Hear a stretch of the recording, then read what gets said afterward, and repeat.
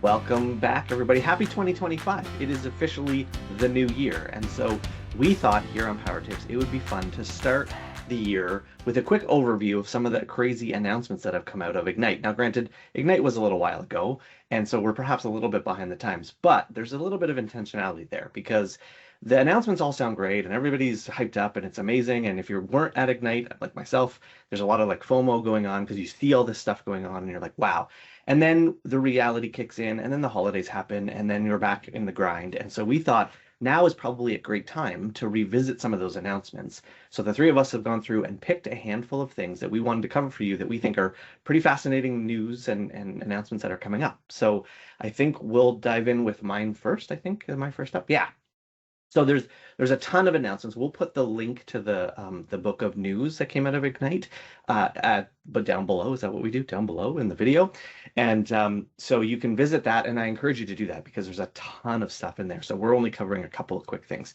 The one that I want to talk about was Project Manager Agent. So there's a ton of functionality coming just with automation, and there's a whole slew of agent-related stuff coming out. But this one in particular caught my eye. Just some of the features you can see. I'm not going to read through them all on screen, but some of the capabilities that just are going to allow you to free up some time, right? To not worry about creating tasks or tracking tasks or even completing tasks. The automation, the Copilot agent, Project Manager agent can take care of some of that stuff for you.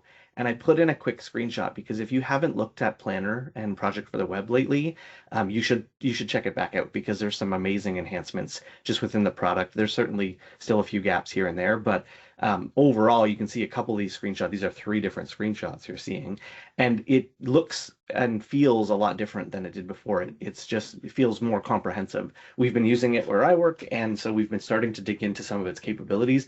There's some really powerful stuff in there. So layer those capabilities on top of this functionality of an agent coming in, and I think we're going to have a pretty solid offering in terms of general project and task management coming up. So for me, coming out of these announcements, this is one that jumped out at me in a big way because there's lots of cool stuff going on here. So we'll move on to me. Before I dive into what I picked to talk about, I just want to mention that I obviously went directly to the Power Platform area of the Book of News and was a little surprised to see 4 baby announcements, none of which were new. They're all things that we've actually covered here in Power Tips. So check our previous Power Tips out for some cool things coming out with Power Platform. And I also picked an agent to talk about. This one doesn't have any screenshots and it has way less information than the cool one that Malcolm showed, but I thought it was really neat. It's the interpreter agent. So this is something that lives in Teams. It allows you to translate yourself in real time as you're speaking during a meeting. This is pretty cool. And I like the optional thing here. You can simulate your speaking voice for a more personal and engaging experience. So this one comes out in public preview in early 2025. No additional information, but I think this is pretty neat, especially if you're dealing with international teams that maybe don't all speak the same language as you. Absolutely. That'll be really cool. Mhm. I was also looking at some of the Copilot functionality that's coming to Teams.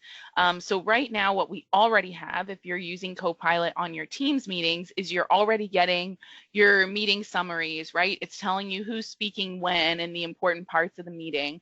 But all of that right now is analyzing just the transcript, right? And so coming up, there's going to be additional analysis around the content being shared on the screen and in the chat, right? So you'll be able to analyze content that's on the screen and ask questions, I think, during the meeting and after the meeting, so that can go into that Copilot summary and into that information.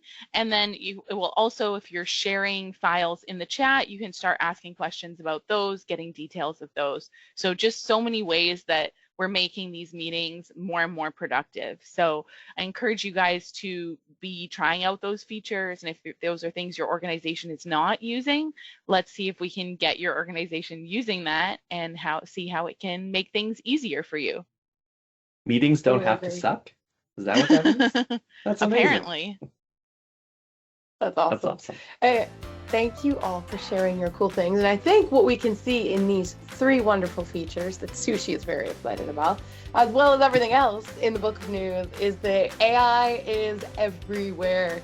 If you have been resisting AI, it's time you embrace that. It's time you dive in, because whether you like it or not, it is starting to bleed in everywhere with Copilot, with agents, with all these cool things.